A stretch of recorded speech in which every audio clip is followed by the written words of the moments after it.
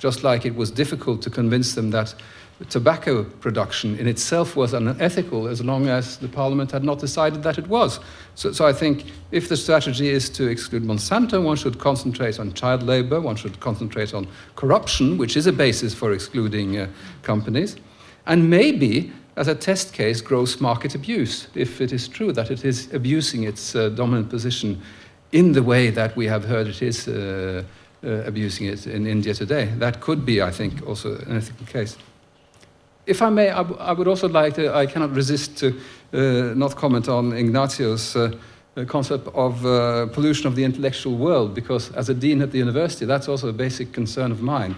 I think this is one of the basic problems that we are facing today, is the taking over of the universities and the schools and the education system by the policy of building national competitiveness. The Lisbon strategy and the strategies of increasing national competitiveness means that the educational system is employed to increase productivity and to increase the flexibility of educated labor through the labor market. And even though more and more money is being funded into education and research, it's being funded in for these purposes, which means that less and less is left to the universities to free academic research. And I think that is a basic problem which is much more far-reaching than this issue of GMOs and research there. Thank you. Jeanette?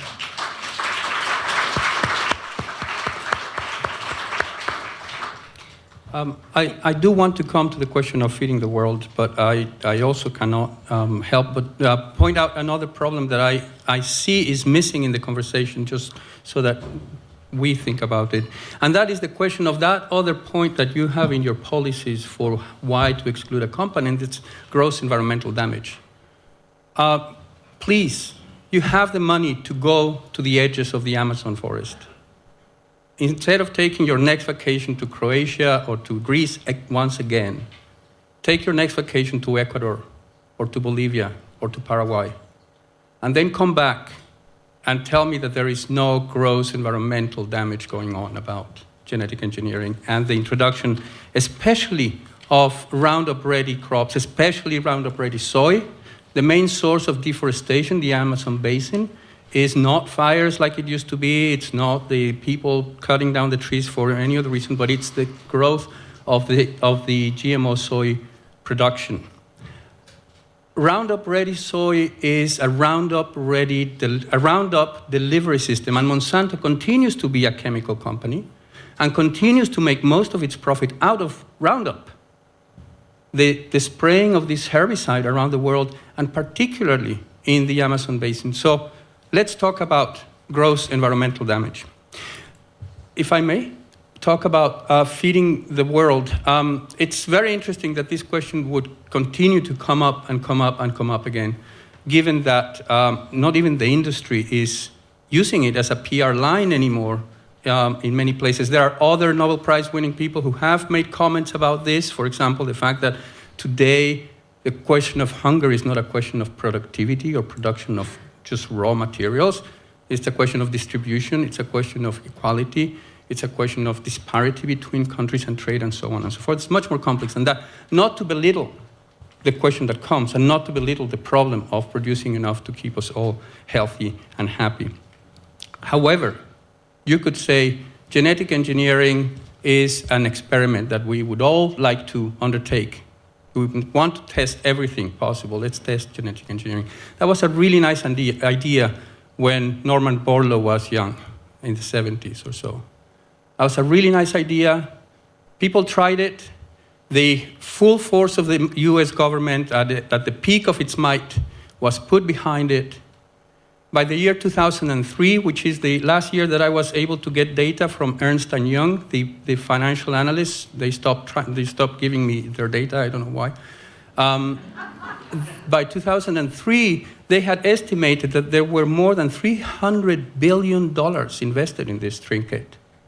More than 30 years invested in this so-called experiment that has no controls, that has no way of evaluating whether it worked or not, apart from just saying, okay, it worked. Because we don't have no labels, we don't have any way of finding out where they are and so on.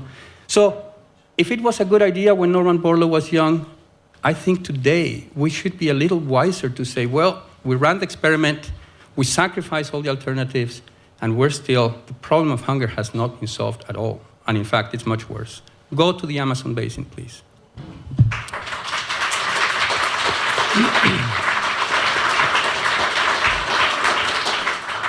Yes, just a very quick comment on us sitting back and saying, yeah, that's nice. I think we were quite tough in the meeting, and we were not very happy about all the answers that we received.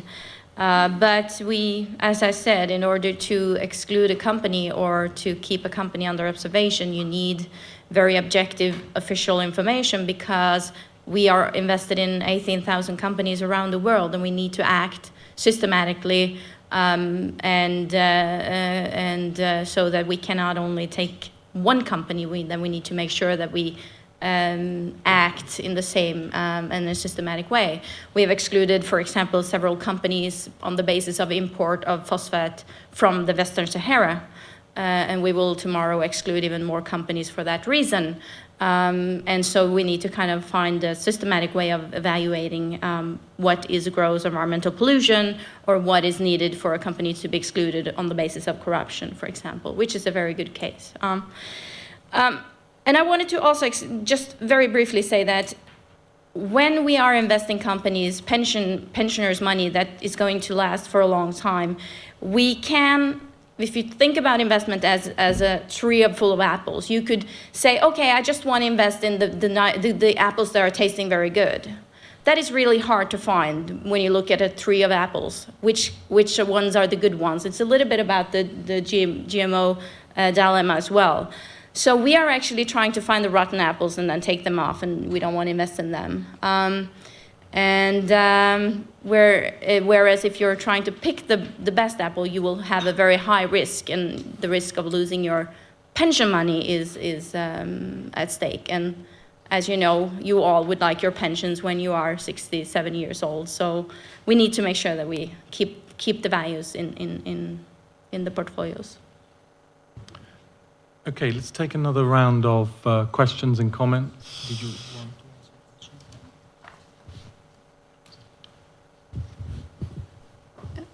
to answer? I'm Randi Jacobsen. I work at Oslo University College, Development Studies, and I find that these myths about how to produce food most efficiently are so strong and so difficult to fight against, because it's always repeated in media.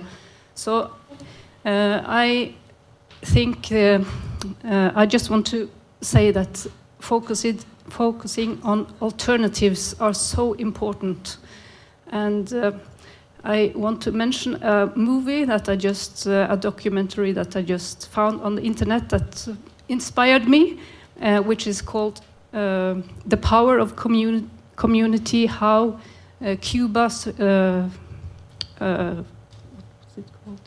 survived peak oil. It's really an inspiring movie, and it shows how an isolated island could produce food to their population by themselves. I think that is a really inspiring example. Thank you.